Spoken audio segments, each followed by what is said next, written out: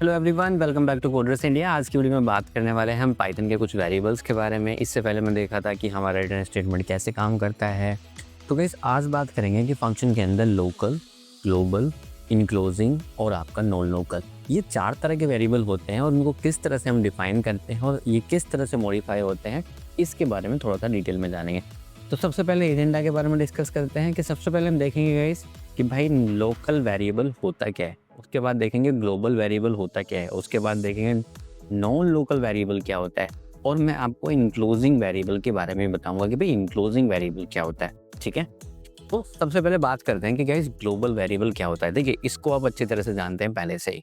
जितने भी अपने वेरिएबल हमने यूज़ किए थे अब तक, वो सारे के सारे ग्लोबल हुआ करते थे। ग्लोबल का मतलब होता है कि एक ऐसे स्कोप के अंदर जहाँ पर आपका थ्रू आउट द प्रोग्राम कोई भी चीज़ एक्सेस की जाती है। ऐसे वेरिएबल जो एक्सेस किए जा सकते हैं ग्लोबल स्कोप के अंदर, मतलब आपका जो प्रोग्राम स्क्रिप्ट रन कर रही है वो सभी के लिए अवेलेबल है। ठीक है, तो डेफिनेशन की अगर बात करें तो a variable declared outside all function is global. You can read it from anywhere, but if you want to modify it inside a function you must use the global keyword. तो global keyword के बारे में हम देखेंगे थोड़ी देर में। तो हमें इतना पता चल गया है कि भाई एक ऐसा वेरिएबल जो किसी फंक्शन के बाहर डिक्लेयर किया गया है और वो आपके थ्रू आउट द प्रोग्राम में अवेलेबल है। तो एक बार प्रैक्टिकली करके देखते हैं, थोड़ा सा और अच्छे से समझ में आएगा। तो अगर हम इसको एग्जाम्पल से समझें, ठीक है, तो एग्जाम्पल से अगर मैंने समझा है कि यहाँ पर हमने लिया एक एक्स वेरिएबल, यहाँ पर लिखा है हमने एक फंक्शन जो कि एक ए एंड बी दो आर्ग्यूमेंट लेता है और ये प्रिंट एक्स करता है। अब क्योंकि गाइस एक्स फंक्शन के अंदर तो अवेलेबल है नहीं, तो ये क्या करेगा, ये अपने ग्लोबल स्कोप में से यानी कि ग्लोबल वेरिएबल को देखेगा और एक्स की वैल्यू को प्रिंट करके देखेगा। तो एक बार मैं इसको प्रैक्टिकली भी करके दिखाता हूँ। सो गाइस हम एक वेरिएबल लेते हैं जो कि एक ग्लोबल वेरिएबल, जिसकी वैल्यू को हमने करा असाइन 10। यहाँ पे हमने बनाया डेफ और इसका नाम रखा हमने माई फंक्शन। अब माई फंक्शन के अंदर हम यहाँ पे कोई आर्गुमेंट नहीं दे रहे, हम सिंपल कह रहे हैं कि print value of x is, और यहाँ पे एक्स की वैल्यू को प्रिंट करता है। ठीक है, सो अगर हम कहें कि भाई चलो ठीक है, अगर हम प्रिंट की वैल्यू को एक्स को प्रिंट करें डायरेक्टली तो भी वैल्यू क्या आ रही है, 10 आ रही है। अगर हम इस फंक्शन को कॉल करें तो ये वैल्यू जो आ रही है ये भी फंक्शन के अंदर भी 10 ही एक्सेस हो रहा है। इसका मतलब क्या है, ये एक वेरिएबल है जो फंक्शन के अंदर एक्सेस किया जा रहा है, बट ये एग्जैक्टली में ग्लोबल वेरिएबल है जिसकी वैल्यू को आपका फंक्शन एक्स एक्सेस कर रहा है। तो ये जो वेरिएबल है आपका, ये हुआ आपका एक ग्लोबल वेरिएबल। एक बार अब गाइस लोकल वेरिएबल के बारे में समझते हैं कि भाई लोकल वेरिएबल क्या होता है। देखिए, local variable declared inside a function is local to that function. It is created when the function starts and destroyed when the function ends. एक बार दोबारा बताता हूँ, एक ऐसा वेरिएबल जो फंक्शन के अंदर डिक्लेयर किया गया है, जब आप फंक्शन को कॉल करते हैं, जब उसमें वैल्यू असाइन की जाएगी या उस वेरिएबल को क्रिएट किया जाएगा, और जब ये फंक्शन एंड करेगा ये वेरिएबल अपने आप डिस्ट्रॉय हो जाएगा। अब इसका मतलब हुआ क्या, डिस्ट्रॉय हो जाएगा। देखिए, जो ऊपर आपने x लिया है ये एक 10 मतलब एक ग्लोबल वेरिएबल है, और आउटर फंक्शन के अंदर एक वेरिएबल और दिया गया है, ये एक लोकल वेरिएबल है। ठीक है, तो अगर आप इस फंक्शन को कॉल करोगे तो x अपनी वैल्यू अलग रखेगा, अगर आप x बाहर वाले की वैल्यू को प्रिंट करोगे तो 10 अपनी वैल्यू को रखेगा। अब मैं इसको एक बार समझाता हूँ प्रैक्टिकली कि भाई इससे मतलब है क्या। तो चलिए गाइस इसी एग्जाम्पल को यहाँ पे नीचे ले लेते हैं। मैंने यहाँ पे लिख दिया x इक्वल्स टू 10 और मैं यहाँ पे लिख देता हूँ x इक्वल्स टू 20। ठीक है, और आप इस फंक्शन को यहाँ पे इस तरह से रन कर लेते हैं कोड। अब अगर आप कहें कि भाई डायरेक्ट x की वैल्यू को प्रिंट करें तो आपको क्या मिल रहा है, 10। बट अगर हम माई फंक्शन को कॉल करें तो यू विल सी आपको वैल्यू मिल रही है x की 20। इसका मतलब क्या हुआ कि भाई ये दोनों वेरिएबल और ये दोनों वेरिएबल अब दो अलग अलग वेरिएबल हैं। इसका मतलब ये इसके लोकल स्कोप के अंदर है। जब भी फंक्शन कॉल होगा तो ये वैल्यू जो है वो क्या है, 20, जो कि एक लोकल है। अब एक चीज और समझाता हूँ यहाँ पर, अगर इस वेरिएबल को हम क्या कर दें, हाइड कर दें, ठीक है, तो यू विल सी आप इस प्रिंट जो ये एक्स है ना, ये प्रिंट नहीं होना चाहिए। ठीक है, प्रिंट नहीं होना चाहिए क्या मतलब है, अगर मैं इसको रिस्टार्ट कर दूं और मैं इनको सब लाइनों को कमेंट कर देता हूँ ऊपर वाली को। जी, समटाइम्स क्या होता है कि आपके ऊपर वाले वेरिएबल मेमोरी में रहते हैं जिसकी वजह से आपको ये सब चीज़ें मिल जाती हैं। तो यहाँ पर हम क्या करते हैं, एक बार इसको रिस्टार्ट करता हूँ मैं। ठीक है। और इसको भी एक बार कमेंट कर देता हूँ। अब यहाँ पे आइए, ठीक है।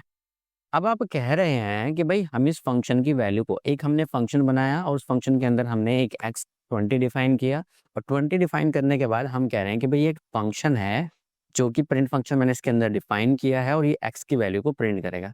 आप देखिए भी क्या होगा। आप देखिए ये कह रहे हैं कि भाई x तो है ही नहीं, x तो है ही नहीं। अब इसका मतलब क्या हुआ कि जो चीजें आपकी लोकल के अंदर होती हैं, आप उनको ग्लोबल के अंदर एक्सेस नहीं कर सकते। मतलब इस x को, जो कि आपकी वैल्यू 20 है, ये एक लोकल वेरिएबल है, एक फंक्शन के अंदर है, आप इसको बाहर प्रिंट नहीं कर सकते। इसलिए आपसे क्या कह रहा है कि भाई ये जो वैल्यू आपने बताई है ना, ये एग्जिस्ट ही नहीं करती है। बट अगर हम फंक्शन को कॉल करें तो क्या होगा, यू विल सी भाई x की वैल्यू तो हमारी प्रिंट हो रही है। इवन अगर हम x की वैल्यू को यहाँ पर असाइन कर दे तो अब क्या होगा, ये प्रिंट x को देखना शुरू कर देगा, जो कि एक ग्लोबल स्कोप में है। तो गाइस आई होप आपको ये चीज समझ में आ रही है। अब होता क्या है कि ये जो वेरिएबल है ये अपना एक लोकल घर बना के बैठा है। मतलब एक पूरा घर है जो कि ग्लोबल है, उसके अंदर एक छोटा सा घर है जिसके अंदर एक छोटा सा वेरिएबल बैठा है जिसको हम कह रहे हैं लोकल वेरिएबल।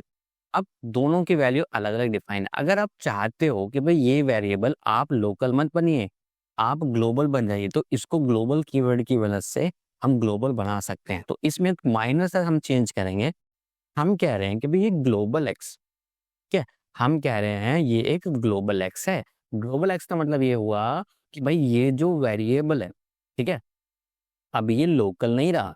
ये जो वेरिएबल है ये अब लोकल नहीं रहा, ये वेरिएबल बन चुका है एक ग्लोबल वेरिएबल। तो अगर आप इसको रन करते हो, जैसे काम करते हैं, हम एक नई फाइल बना लेते हैं और इसके अंदर मैं सारे वेरिएबल लिख देता हूँ, ठीक है। तो यहाँ पे हम क्या करें कि नई फाइल बनाएं और new Python 3, okay. So that guys जो ऊपर वेरिएबल मैंने ले रखे होंगे कोई प्रॉब्लम क्रिएट ना करें, सिंपल। अब इस प्रोग्राम को आप ध्यान से देखिए, ठीक है।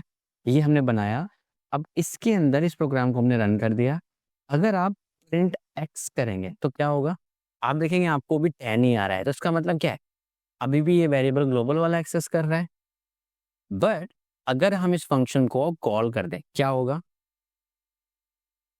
माई फंक्शन को कॉल करेंगे तो हमने कहा है कि भाई ग्लोबल एक्स बन चुका है। इसका मतलब जो है अब ये एक्स की वैल्यू ऊपर वाली ओवरराइड की जा सकती है कि अगर कोई वैल्यू एक्स असाइन की गई तो वो ग्लोबल में जाकर भी ओवरराइट हो जाएगी। हम केवल यही राइट उसको दे रहे हैं, ग्लोबल का मतलब यही है यहाँ पर।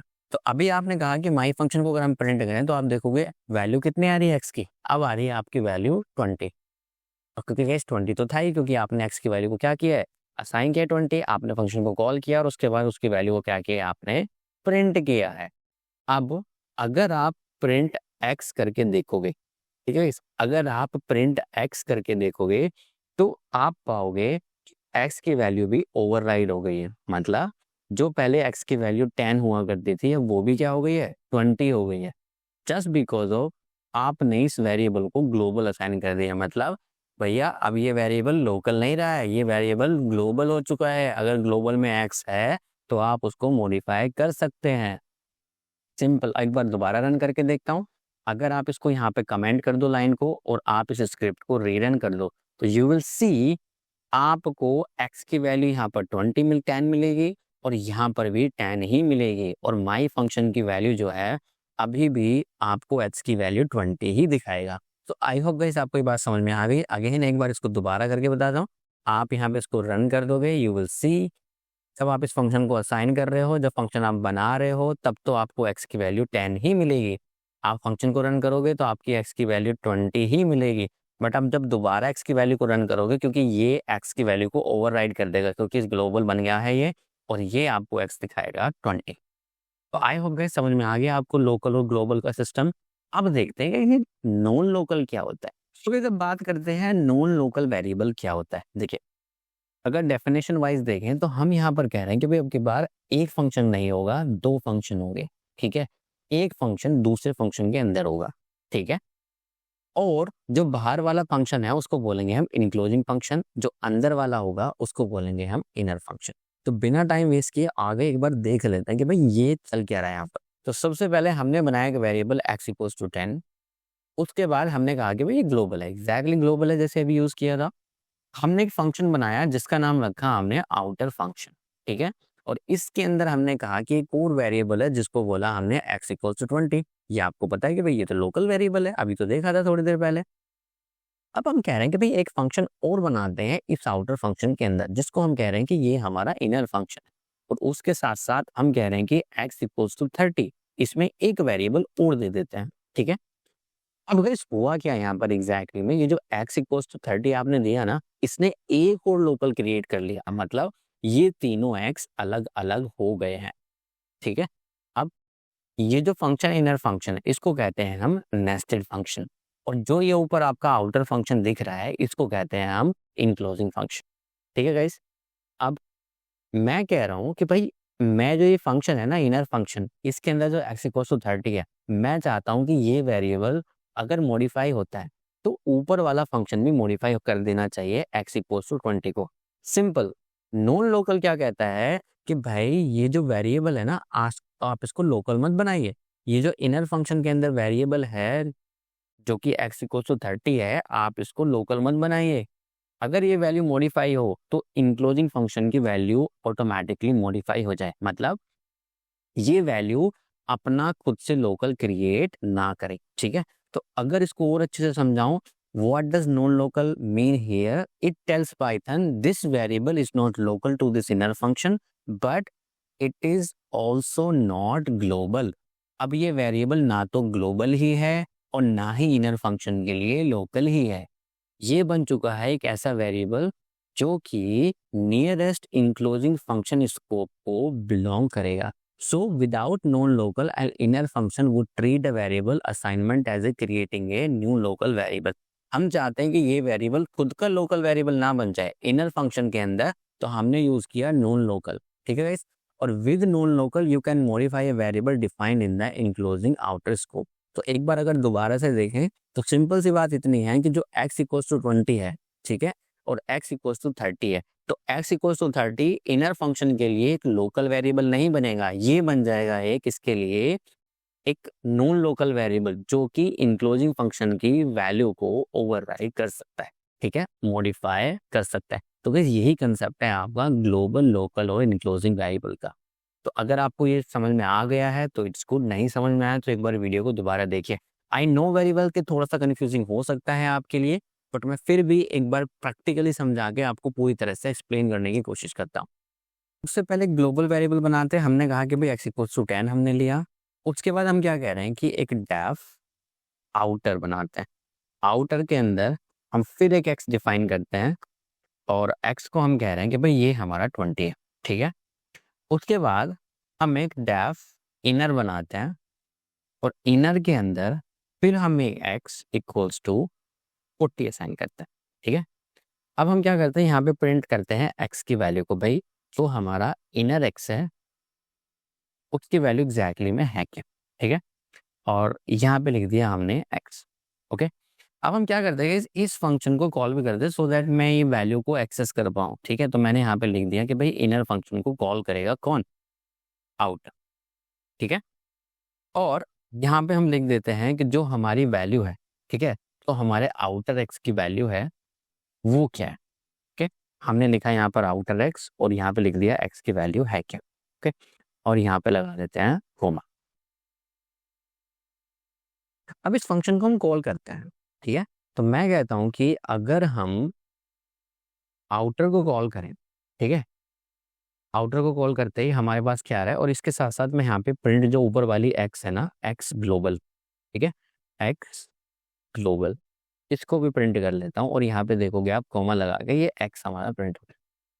यू विल सी इनर वाले x की वैल्यू 40 है, आउटर वाले की 20 है, और जो ग्लोबल x है उसकी वैल्यू 10 है। मतलब तीनों की वैल्यू अलग अलग है। सबने क्या किया है, ग्लोबल वाला ग्लोबल स्कोप में बैठा हुआ है, इनक्लोजिंग वाला इनक्लोजिंग में बैठा हुआ है, और ये आपका लोकल में बैठा हुआ है। मतलब ये अलग लोकल बनाए बैठा है अपना, और ये अलग लोकल बनाए बैठा है अपना। तो अगर मैं कहूँ कि भाई, मैं कह रहा हूँ कि भाई अपना लोकल मत बनाइए, मैं इस वेरिएबल को कह रहा हूँ, मैं इनर फंक्शन को कह रहा हूँ कि भाई अपना लोकल अलग मत बनाइए, मैं आपको नॉन लोकल बना देता हूँ।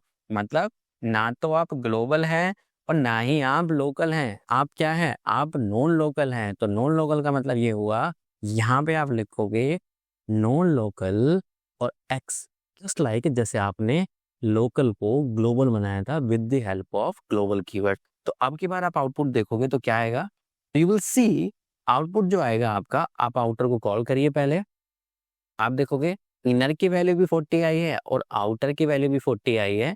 और अगर आप ग्लोबल की वैल्यू को आप प्रिंट करोगे, तो मैं यहाँ पर लिख देता हूँ ग्लोबल,